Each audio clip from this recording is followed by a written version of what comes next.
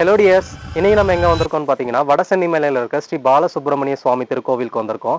இந்த கோவில் எங்கே லொக்கேட் ஆகிருக்கு அப்படின்னா தமிழ்நாட்டில் நீங்கள் எங்கே இருந்தாலும் சேலம் மாவட்டம் ஆத்தூரில் அப்படி இல்லைன்னா சின்ன சேலமில் காட்டுக்கோட்டைன்ற ஊருக்கு டிக்கெட் எடுத்துக்கோங்க. சென்னை டு சேலம் நேஷனல் ஹைவேஸில் காட்டுக்கோட்டை அப்படின்ற ஊருக்கு பக்கத்தில் தான் இந்த கோவில் அமைந்திருக்கு. இந்த திருத்தலத்தில் மொத்தம் 460 படிநிலைகள் இருக்கு. அது மட்டும் இல்லைங்க, நீங்கள் ஓன் வெஹிக்கிள்ஸில் மேலே போய் சாமி கும்பிடுறதுக்கும் தார் சாலை வசதிகளும் அமைக்கப்பட்டிருக்கு. இந்த கோவில் அமைந்திருக்க மலைத்தொடருக்கு கீழேயே விநாயகர் சன்னதியும் மலைத்தொடருக்கு நடுவில் இடும்பன் சன்னதியும் இருக்கு.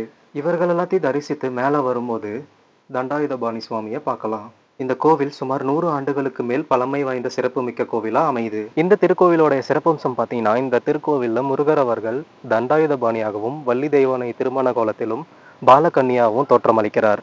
இந்த திருத்தலத்துல மாதந்தோறும் நடைபெறக்கூடிய சிறப்பு பூஜைகள் சித்திரை மாதம் வருடப்பிறப்பு விழாவும், வைகாசி மாதம் விசாகமும், ஆடி மாதம் அமாவாசை மற்றும் 18ஆம் நாள் திருவிழாவும், ஐப்பசி மாதம் கந்தசஷ்டி விழாவும் நடைபெறுது. கார்த்திகை மாதம் தீபத் திருவிழா, தை மாதம் பூசம் மற்றும் அமாவாசை, பங்குனி மாதம் உத்திர பெருவிழா போன்ற விழாக்களும் இங்கே நடைபெறுது. இந்த கோவிலில் எனக்கு புதுசாக இருக்கிறது இந்த கிரிவலம் தாங்க. இது வரைக்கும் திருவண்ணாமலையில் மட்டும்தான் நம்ம கிரிவலம் பார்த்துருப்போம்.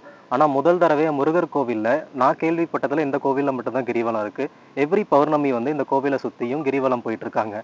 தமிழ்நாட்டில் வேற ஏதோ கோவிலில் கிரிவலம் போகிறாங்க அப்படின்னா கீழே கமெண்ட்டில் மென்ஷன் பண்ணுங்கள். இந்த கிரிவல பாதை சுமார் 3 கிலோமீட்டர் தொலைவுக்கு அமைக்கப்பட்டிருக்கு. முருகர் ப்ளஸ் கிரிவலம் மேலே இன்ட்ரெஸ்டடாக இருக்க உங்கள் ஃப்ரெண்டுக்கு இந்த வீடியோவை ஷேர் பண்ணுங்கள். லைக் பண்ணுங்கள், ஷேர் பண்ணுங்கள், கமெண்ட் பண்ணுங்கள், சப்ஸ்கிரைப் பண்ணுங்கள்.